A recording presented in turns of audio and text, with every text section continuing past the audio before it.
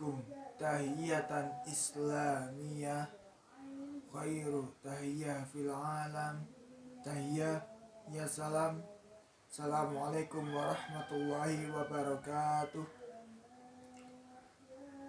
Alhamdulillahi rabbil alamin. Nahmaduhu wa nasta'inuhu wa nastaghfiruh wa na'udzu billahi min syururi anfusina wa min sayyiati a'malina. May yahdihillahu fala mudhillalah wa may yudlilhu fala hadiyalah. Asyhadu an la ilaha illallah wa asyhadu anna Muhammadar Rasulullah la nabiyya ba'dah. Alhamdulillah teman-teman yang dirahmati Allah Subhanahu wa taala. Kita masih sama-sama untuk belajar kembali, untuk bertafakuh fiddin lagi, dan sama-sama mencari iman kita lagi. Alhamdulillah. Dan itu tanda, dan itu adalah sebuah bukti yang nyata bahwa Allah Maha Sayang kepada kita. Kemarin kita membaca tentang iman yang menjadi sumber kekuatan bagi umat muslim dalam segala ujiannya, dalam segala kehidupannya, segala macam segi amalnya itu harus dibarengi dengan iman untuk mencapai kebahagiaan dalam kehidupannya. Kebahagiaan itu nggak terletak pada materialisme, nggak terletak pada kepintaran, nggak terletak pada kekayaan dan lain sebagainya.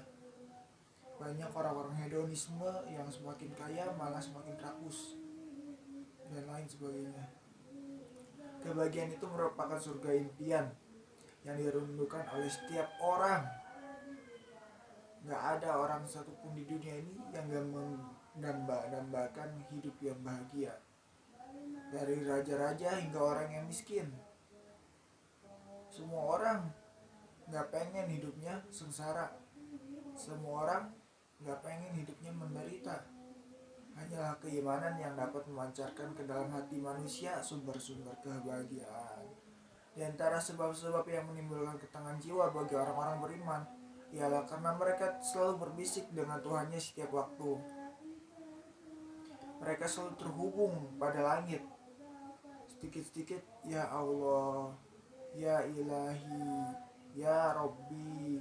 Apapun itu, baik diucapkan ataupun di dalam hati, tapi tentu yang lebih kuat, yang lebih menghujam ke dalam hati adalah yang diucapkan di dalam hati, bukan di dalam lisan. Selalu terhubung ke langit, apapun itu. Bahkan meminta hal yang sepele juga gak apa-apa. Selalu terhubung kepada langit, selalu berbisik dengan Tuhannya setiap waktu. Dengan mengerjakan sembahyang dan mendoa kepada Ilahi. Sembahyang dan doa merupakan perhubungan dengan Allah, memberikan kekuatan ke dalam jiwa, menanamkan kemauan yang kuat, ketenangan dan pengharapan. Dengan demikian Tuhan menjadikan sembahyang itu senjata bagi orang-orang yang beriman. Maksud senjata di sini bukan berarti ketika datang ujiannya dicabut, enggak. Tapi maksud senjata di sini tetap menjadi tenang, tetap kalem, enjoy menghadapi ujian, menghadapi cobaan hingga selesai ujian. Baru datang namanya kebahagiaan yang sempurna, baru datang namanya rewardnya dari Allah setelah ujiannya selesai. Tapi orang yang beriman tentu tahu di mana ada ujian pasti ada hadiah di baliknya. Begitu juga hal sebaliknya, ketika ada kebahagiaan maka setelah itu gak bakal jauh datang lagi namanya ujian. Karena emang seperti itu, terus menerus seperti itu, ada fasenya, ada roda pemutarannya. Gak bakal kita ngerasain senang terus. Tapi dengan namanya iman, bahkan hal yang sulit aja menjadi senang, bahkan hal yang pahit aja terasa manis. apapun bakal terasa indah. Makanya kalau orang ada yang bilang orang beriman itu gak bakal ngerasain sakit, gak bakal ngerasain susah payah, gak bakal ngerasain sakit hati dan lain-lain. Bukan berarti orang beriman gak merasakan itu, mereka merasakan. Tapi karena hatinya itu udah terlanjur tenang, udah terlanjur dekat sama Allah, mereka gak ngerasain akhirnya. Ada tentang kesulitan, ngerasanya jadi tenang, jadi enjoy, jadi senang-senang aja. Ketika orang lain berputus asa, ketika orang lain sengsara, aduh ini gimana, aduh gimana. Orang beriman ngomongnya bismillah, bismillah, kita bisa lakuin ini gitu. Jadi hilang keraguan dalam hatinya, hilang semua susah payah dalam hatinya, keluh kesahnya hilang. Karena kalau udah di hatinya udah itu duluan, udah ngerasa susah duluan, udah ngerasa ini duluan, gak bakal bisa ngelewatin semua ujian. Apalagi kalau gak ada minta bantuan sama Allah, udah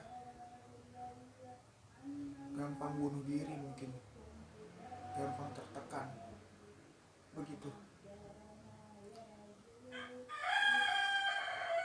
Membantunya Allah, sehingga membantunya dalam gelanggang perjuangan hidup, mengatasi berbagai kesulitan dan penderitaan. Dengan doa, meminta dan mengadukan nasib kepada Allah, timbullah ketenangan jiwa, sholat yang khusyuk, mewujudkan ubudiyah yang benar karena Allah. Ikhlas atau pasrah, rendah diri terhadap zat yang maha suci di dalam sholat. Mereka meminta segala sesuatu kepada Allah dan meminta darinya hidayah untuk menuju jalan yang lurus. Dan Allah maha kaya lagi maha mulia, kepadanya lah seseorang berkenan memohon ijabah dan mencurahkan segala sesuatu, baik dalam hal cahaya hidayah, limpahan rahmat, maupun ketenangan ataupun ampunan. Sholat merupakan sarana terbaik untuk mendidik jiwa dan memperbarui semangat yang sekaligus sebagai penyucian akhlak bagi pelakunya sendiri. Sholat merupakan tali penguat yang dapat mengendalikan diri. Ia adalah pelipur lara dan pengaman dari rasa takut. Pengaman dari rasa takut juga cemas, juga memperkuat kelemahan dan senjata bagi orang yang terasing. Dengan sholat kita mohon kepada Allah atas ujian zaman, tekanan-tekanan orang lain, dan kejaman para durjana. Kita lihat ya, Nabi Muhammad ketika dalam keadaan genting, beliau meminta bantuan dengan sholat. Para sahabat minta bantuan dengan sholat. Bahkan luka fisik, ketika sholat itu gak kerasa luka fisik yang bahaya, yang besar. Ketika dirikan sholat, mereka udah gak kerasa sama sekali. Bukan berarti mereka gak ngerasain sakitnya, tapi karena mereka udah terlanjur terhubung pada yang maha kuasa, udah terlanjur merasakan cinta, sudah terlanjur merasakan ketenangan dalam sholat, sehingga rasa sakit fisik dari pertempuran sebelumnya, dari apa sebelumnya gak kerasa. Apalagi luka batin. Nabi Muhammad berlindung oleh sholat, ruku dan sujud dalam sholatnya dilakukan secara khusyuk, membawa rasa dekat kepada Allah. Bersama Allah pula beliau merasa berada di tempat dan sandaran yang kokoh, sehingga merasakan aman dan tentram, percaya diri dan penuh keyakinan, memperoleh perasaan damai, sabar dalam segala bentuk cobaan. Sesungguhnya Allah maha kaya, sedangkan manusia itu pada dasarnya fakir. Manusia itu miskin, manusia itu butuh sama Allah, sangat membutuhkan pertolongan Allah. Indikasinya yaitu dengan sholat-sholat yang setiap kali kita lakukan, baik sholat fardu maupun sunnah. Rasulullah mengibaratkan perihal perasaan semacam ini sebagaimana sabdanya, aku jadikan sholat itu penyejuk hatiku. Rasulullah menjadikan sholat sebagai penyejuk hatinya.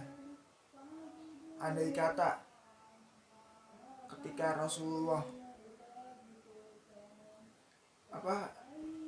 hatinya lagi goncang dari cobaan-cobaan kaum kafir Quraisy dan lain sebagainya, beliau nggak mendirikan sholat, maka Islam mungkin gak bakal tersebar sampai sekarang ini. Islam gak bakal mungkin menjadi salah satu agama yang terbesar di dunia.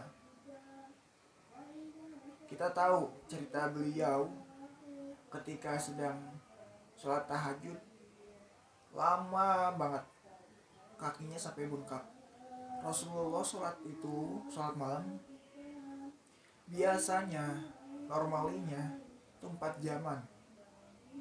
Mulai sholat tahajudnya dari jam 11 sampai mau subuh. Udah mau subuh, tidur lagi sebentar. Dan saat ditanya, wahai Rasulullah, engkau itu udah dijamin masuk surga, kenapa engkau memaksakan diri buat sholat malam seperti ini hingga kakimu bengkak? Apa kata Rasulullah?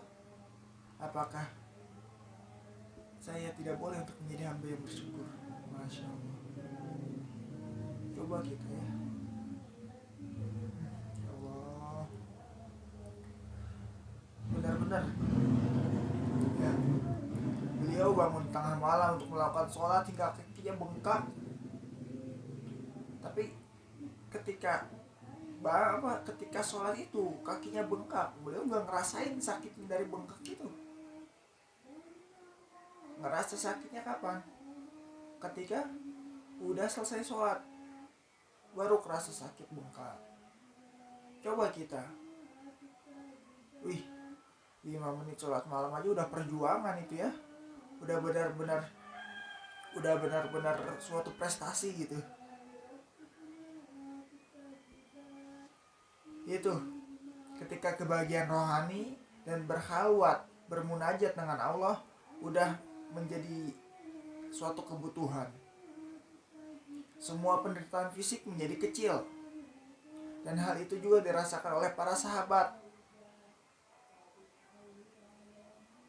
Berarti sekarang pertanyaannya, ketika para sahabat bisa melakukan seperti itu, menjadikan sholat sebagai benteng utamanya, padahal sahabat manusia biasa, bukan seperti Rasulullah, lantas kenapa kita belum bisa seperti mereka?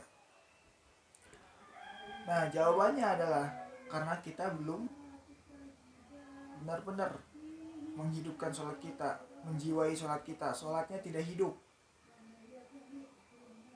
Begitu, menurut gambaran yang indah dan tinggi, yang menghidupkan hati kita dan melapangkan dada kita.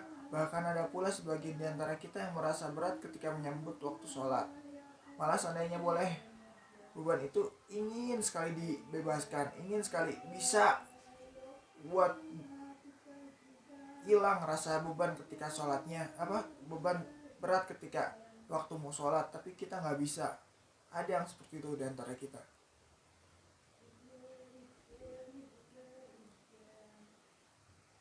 Maka jangan heran kalau misalkan kita istilahnya ada masalah, masih gampang tertekan, masih gampang frustasi, masih gampang marah, masih gampang stres dan lain sebagainya. Sementara sholat kita masih bolong-bolong.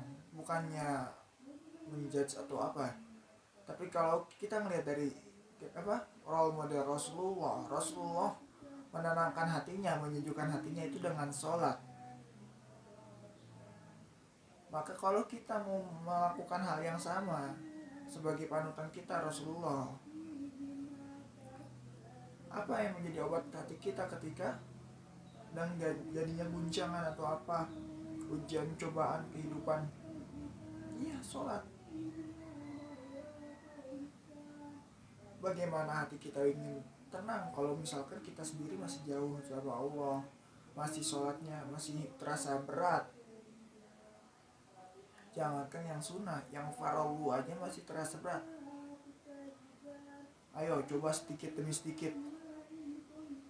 Pertama sholat fardunya difulin dulu, Kalau udah, coba cari amalan-amalan sunnah, nggak usah banyak-banyak dulu, sedikit aja tapi istiqomah. Nggak apa-apa kalau misalkan sholat tahajud cuma 5 menit, nggak apa-apa, alhamdulillah, itu adalah sebuah prestasi. Yang penting istiqomah. Buat apa punya banyak, istilahnya yang lebih disukai Allah itu adalah yang istiqomah walaupun sedikit. Begitu. Nah sekarang, kalau misalkan kita merasa masih berat dalam segala ujian, dalam segala apa, berarti kitanya masih jauh dari Allah. Kalau misalkan kita masih meragukan segala, ya Allah, bagaimana masa depan saya, bagaimana ini kayak gini, saya kedepannya mau jadi seperti apa, harus apa yang saya lakukan, berarti itu hati kita sedang jauh dari Allah. Hati kita masih jauh dari Allah, sedang jauh dari Allah, sehingga timbullah pertanyaan-pertanyaan yang seperti itu dalam hati, keraguan-keraguan di dalam jiwa. Semua bimbangan, kegalauan ya kalau itunya muncul ketika kita mulai menjauh dari Allah. Ketika hati kita sudah mulai menjauh dari Allah, muncul timbangan-timbangan kayak gitu, sehingga lama-kelamaan kita malas untuk melakukan amal-amal baik. Udah malas, baru makin lama lagi kita meninggalkan amal-amalan tersebut. Maka ketika mulai muncul perasaan bimbang, perasaan galau dalam hati, itu berarti harus segera dipaksakan untuk diobati. Diobatinya dengan apa? Mendekat lagi kepada Allah. Mendekat lagi kepada Allah. Di surat Ar-Ra'd kan udah dijelaskan ya, buat healing kemana-mana, ternyata cara healing terbaik itu adalah ala bizikrillahi tatmainnul qulub. Bukankah dengan hanya mengingat Allah hati menjadi tenang? Sholat itu adalah zikir, adalah mengingat Allah. Doa adalah zikir, dan zikir-zikir biasa pun itu zikir, kayak la ilaha illallah. Jadi zikir itu bukan cuma seperti itu, bukan cuma la ilaha illallah terus subhanallah walhamdulillah wala ilaha illallah wallahu akbar, enggak, bukan seperti itu. Zikir itu banyak macamnya. Semua kegiatan mengingat Allah itu zikir. Dan mulai, misalkan ketika hati kita mulai ada bimbang hal seperti itu, mulai sedikit demi sedikit mendekat lagi kepada Allah. Dari hal-hal yang kecil aja kita coba kita paksakan buat sholat fardu, udah mulai bertahap, baru sholat qobliyah, ba'diyah, berapa itu bertahap lagi terus terus. Nggak usah banyak-banyak, yang penting ada perubahan. Udah istiqomah di satu amalan, tambah lagi, begitu. Lastu bi ahsana minkum wa lastu bi khairin minkum. Syukran. Wassalamualaikum warahmatullahi wabarakatuh.